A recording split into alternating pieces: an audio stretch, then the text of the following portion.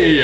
Aujourd'hui, nous allons faire pousser des champignons comestibles. C'est parti pour un unboxing. Je suis un très grand fan de la mycologie, la science des champignons. Là, c'est un énorme amadouvier. C'est un champignon qu'on peut utiliser pour faire du feu. Ce sont des organismes vivants super fascinants. Sans eux, par exemple, on n'aurait plus de forêt. Grâce au mycélium des champignons, les arbres peuvent communiquer, peuvent s'envoyer des nutriments. C'est clairement le réseau internet de la forêt, voire même la fibre. Enfin voilà, il y a tellement de choses à dire. Et tout ça, ça m'a donné l'envie d'essayer la culture de champignons comestibles. Et pour ça, j'ai fait appel à la Mycosphère. C'est eux qui m'ont envoyé ce colis. C'est une des premières vidéos en partenariat sur cette chaîne. C'est cool. On va découvrir ensemble ce qu'il y a dans le colis. Le colis est assez lourd, il fait plus de 7 kg. Et il y a pas mal de choses à l'intérieur. Ah ouais, ça va être intéressant.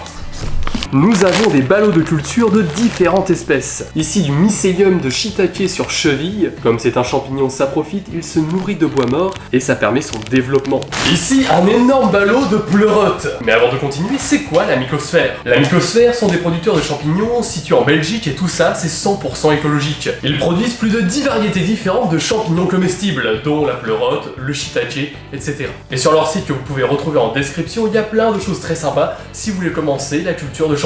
Des kits, des ballots de culture, du mycélium et tout le matériel qui va avec. Ici nous avons 2 ballots de champignons éringi. C'est une espèce que je ne connais pas, hâte de voir à quoi ça ressemble. Pareil que pour le shiitake, là ce sont tous des espèces saprophytes. Les ballots pèsent plusieurs kilos. À l'intérieur c'est un mélange de copeaux de bois et de céréales. Le mycélium du champignon se nourrit de cette matière morte. Et pour finir, le gros ballot de shiitake. Pour résumer, nous avons un ballot de pleurote. C'est vraiment un des champignons comestibles les plus communs, mais c'est vraiment impressionnant à faire pousser. 2 ballots d'éringi, hâte de voir vraiment ce que ça va donner. Et un ballot de shiitake plus des chevilles. Là, clairement, pour ces champignons saprophytes, ces énormes ballots, c'est un buffet à volonté. On va donc lancer les 4 ballots, et si vous aussi vous êtes intéressé par la culture de champignons, eh bien vous pouvez utiliser le code promo CRITIDNATURE sur le site de la Mycosphère afin d'avoir une réduc. Et en passant par le lien qui est en description, qui est un lien d'affiliation, je toucherai une petite partie des ventes, ce qui aidera au financement de futurs projets. Pour faire pousser ces champignons, il va falloir suivre plusieurs étapes, et chaque espèce peut demander des conditions particulières. Sur leur site, il y a les différentes étapes pour faire pousser les champignons, donc c'est parti! Là on commence avec les pleurotes et la première étape est de chasser toute l'air du sac. Ça évitera que les champignons poussent à l'intérieur. Ok, parfait. Ensuite on va faire une entaille sur le côté. Alors voilà, je préfère préciser, mais c'est la première fois que je lance une culture de champignons, donc on n'est jamais à l'abri d'erreurs, mais voilà, ça fait partie du jeu. Alors si je joue avec les ballots de culture, c'est qu'on n'a pas finalement grand chose à faire, le travail était vraiment bien mâché, et maintenant ce qu'on va faire, c'est qu'on va mettre ce ballot de culture dans une pièce avec une température entre 12 et 20 degrés. Le substrat est déjà bien humide, mais il faudra vaporiser de temps en temps un peu d'eau. La plupart des champignons n'aiment pas la lumière du soleil, et en général, on va les faire pousser dans des endroits peu lumineux, avec un haut taux d'humidité. Mais la pleurote, elle, pour pousser, a besoin d'un peu de lumière. Donc au lieu de la mettre dans une pièce style une cave, je vais plutôt la mettre là en haut d'une étagère. En le faisant passer d'une température ambiante comme ici à une température plus fraîche, on recrée ce qui se passe dans la nature. La majorité des champignons poussent en automne, et en automne il fait plus frais, il y a plus d'humidité, et là on va recréer ces conditions. Là jusqu'à ce que les bourgeons apparaissent, on va garder une bonne humidité. Et une fois que les champignons vont commencer à pousser, on pourra écarter ce temps de vaporisation. Ensuite on passe au shiitake. Donc voilà, le shiitake, champignon comestible originaire d'Asie. Alors là il va falloir sortir le ballot de culture, le mettre sur une assiette et le rincer à l'eau froide afin de faire augmenter le taux d'humidité, car c'est ce qu'apprécie énormément ce champignon. Je viens de l'ouvrir et on va essayer de pas faire un carnage. J'essaye de pas trop abîmer le plastique car on va en avoir besoin après. Le ballot est très compact, bon évidemment il y en a, ça se détruit un petit peu mais c'est pas très grave. On va le laisser égoutter avant de passer à la prochaine étape. Alors le shiitake c'est vraiment un champignon qui a besoin d'air pour pousser. Ce qu'on va faire pour maintenir un taux d'humidité assez haut, on va remettre ce sac plastique dessus afin que ça fasse un effet de condensation. Là c'est assez libre, il a de l'oxygène et on va faire des ouvertures pour qu'il puisse pousser.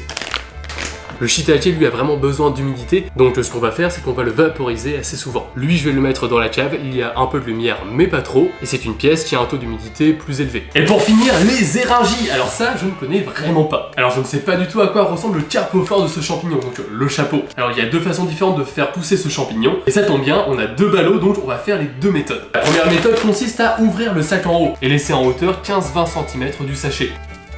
Voilà, ça devrait faire l'affaire. Donc j'ai cette fois-ci pas d'encloche sur les côtés, les champignons pousseront au-dessus. Et ce qui va se passer, c'est dès qu'on va avoir l'apparition des bourgeons, on va descendre progressivement le sachet. Et maintenant, deuxième ballon. La deuxième méthode qui est considérée comme un peu moins efficace, mais qui favorise les chapeaux, eh bien c'est comme pour les pleurotes, on va juste faire une entaille et chasser l'air. Là, ici, on va faire une belle entaille et on chasse l'air au-dessus. Donc maintenant, ce qui va se passer, on va attendre plusieurs jours, voire 1 à 2 semaines, le temps que les bourgeons et les carpophores se développent. Je filmerai de temps en temps l'avancée des différents ballots, et normalement d'ici 2 semaines, on devrait avoir plusieurs kilos de champignons. Hâte de voir ça. Ok, alors 4 jours sont passés et voyons voir les résultats. Voici la pleurote. Alors là, superbe résultat, les chapeaux commencent à sortir et d'ici quelques jours, ils vont prendre énormément de volume. On voit bien sur le côté du sac que le mycélium s'est très bien développé. À ce stade, je trouve vraiment que le champignon a une allure un peu d'extraterrestre, enfin voilà, c'est très atypique. Et les voir pousser comme ça fait un peu étrange, vraiment j'adore. Concernant les eringies plus le shiitake, eh bien malheureusement, pour l'instant, je n'ai pas encore de résultats. Là pour le coup, c'est clairement de ma faute, ces 3 ballots, je les ai mis dans la cave et il devait faire sûrement beaucoup trop froid. Là, je les ai donc déplacés dans une autre pièce pas chauffée, mais qui est tout de même moins froide que la cave.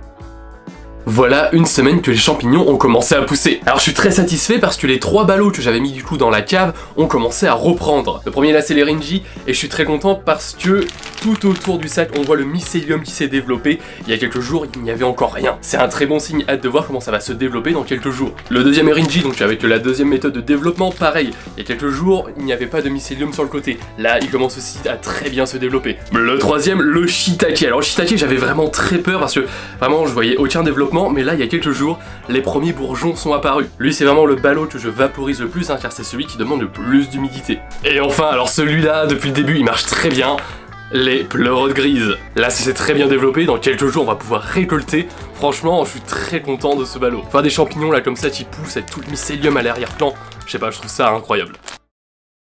Voilà 9 jours que les champignons continuent à se développer, alors le shiitake et les eringies, eux, continuent leur développement, et les pleurotes, mais regardez-moi ça! Là c'est le moment de cueillir les principaux chapeaux car leur bord commence à brunir, le résultat est impressionnant.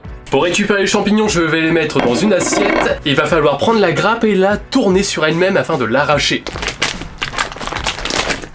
Voilà la première récolte, donc là on a à peu près un petit kilo de pleurotes. Avec chaque ballot, on peut avoir entre 2 à 3 récoltes de pleurotes. Alors, je suis un animateur nature, et je peux pas m'empêcher de vous donner quelques informations sur les chapeaux. Souvent quand je fais des sorties nature avec du public, quand ils voient les chapeaux, pour eux, c'est ça le champignon. Mais alors qu'en réalité, 99% du vrai champignon est sous forme de mycélium, ces fameux filaments blancs là, on dirait presque des racines. Ça c'est la vraie forme du champignon. Alors pourquoi une fois ou plusieurs fois par an, il va faire pousser ces chapeaux, aussi appelés carpophores. Ces carpophores est tout simplement l'organe reproducteur du champignon. Ils contiennent les spores, et ces spores, c'est ce qui permet aux champignons de se reproduire. Et ces spores, grâce au vent, aux animaux, etc., partiront plus loin, pourront rencontrer aussi un autre spore de champignon, et ça formera du coup un nouveau mycélium. Et finalement, même si c'est bien différent, j'aime bien comparer les carpophores des champignons aux fleurs des arbres ou des plantes. C'est plus poétique. En tout cas, super résultat pour la pleurote, c'est un champignon comestible très apprécié. Hâte de voir les résultats pour les autres ballots.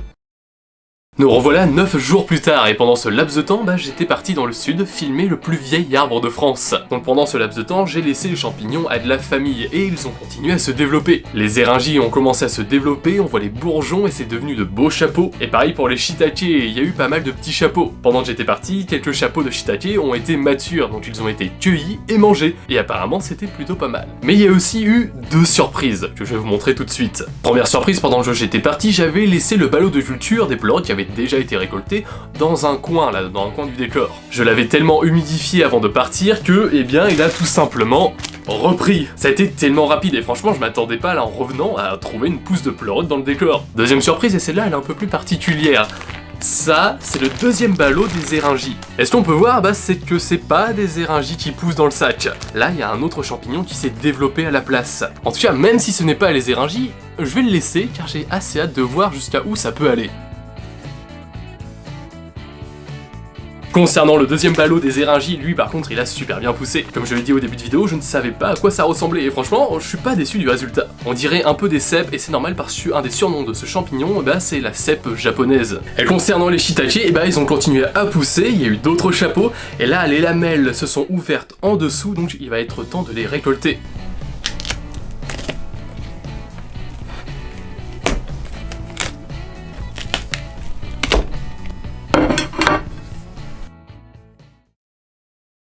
Nous voici le lendemain, il est déjà temps de faire la deuxième récolte des pleurotes.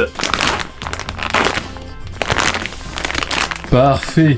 Incroyable. Deuxième récolte tout aussi productive que la première. Alors j'ai envie de vous faire part d'une information que j'ai trouvée il y a quelques temps dans un vieux livre de mycologie. La plupart des mycéliums de champignons qu'on peut trouver dans nos forêts, ça peut être les bolets, les chanterelles, les trompettes de la mort, etc., vont faire pousser leur chapeau une fois par an, et voire pour certaines espèces, une fois tous les 2 ans. Après il y a d'autres espèces évidemment qui peuvent faire pousser leur chapeau tout au long de l'année, comme certains polypores. Mais dans ce vieux livre de mycologie, il est mentionné le nom d'un champignon nommé le bolet du pin. Et d'après ce livre, le bolet du pin ferait sortir son chapeau une fois ou 2 fois par siècle. Au siècle dernier, ce champignon a été aperçu en France seulement en 1901 et en 1982. Ce cas m'a énormément intrigué, donc j'ai cherché sur internet, j'ai cherché dans d'autres livres, et il n'y a aucune autre mention de ce fait. S'il y en a parmi vous qui ont des informations sur le bolet du pin, que ce soit des documents ou quoi que ce soit, n'hésitez pas. Et si ce cas s'avère bien réel, alors on peut facilement imaginer que certains champignons dans des vieilles forêts primaires, pourraient peut-être pousser seulement tous les 200 ans, 300 ans, voire 500 ans. Qui sait, la nature nous réserve encore plein de surprises et on n'a pas encore tout découvert. Aujourd'hui, dernière journée pour cette vidéo. On a commencé la culture de champignons il y a environ 3 semaines, et là je vais vous montrer les résultats des 2 derniers ballots, donc le champignon bizarre et les éringies. On commence par les éringies et regardez-moi ça. Là, on va pouvoir les récolter. Voilà. Là franchement ça a été super productif, ils sont énormes et le ballot on va pouvoir le relancer plusieurs fois. Franchement j'ai hâte de cuisiner ça. Et enfin le champignon bizarre, pareil je pense qu'il est arrivé à son terme. Là les chapeaux ont bien poussé et la plupart commencent déjà un peu à sécher et à tomber. Je remercie énormément la Mycosphère de m'avoir envoyé ce colis, franchement ça a été des tests très sympas, donc évidemment j'ai dû faire des erreurs. Là en regardant par exemple des cultures de shiitake, il y avait bien plus de champignons, là clairement j'ai dû les mettre dans de mauvaises conditions. Le fait que dès le début je les ai mis dans la cave, ça a dû ralentir le mycélium et par la suite j'ai dû assez mal gérer tout ce qui était humidification. Je vais essayer de le relancer pour avoir quelques chapeaux, et je pense que si c'était à refaire, je m'y prendrais complètement autrement. Par contre concernant les éringies et les pleurotes, mais là ça a été super productif. Je vais essayer de relancer une 3e fois la culture de pleurotes car elle a vraiment bien marché, et une 2e fois la culture d'Irinji. Vous pouvez retrouver le site et les réseaux sociaux de la Mycosphère en description, et quant à nous, on se retrouve pour de prochaines vidéos.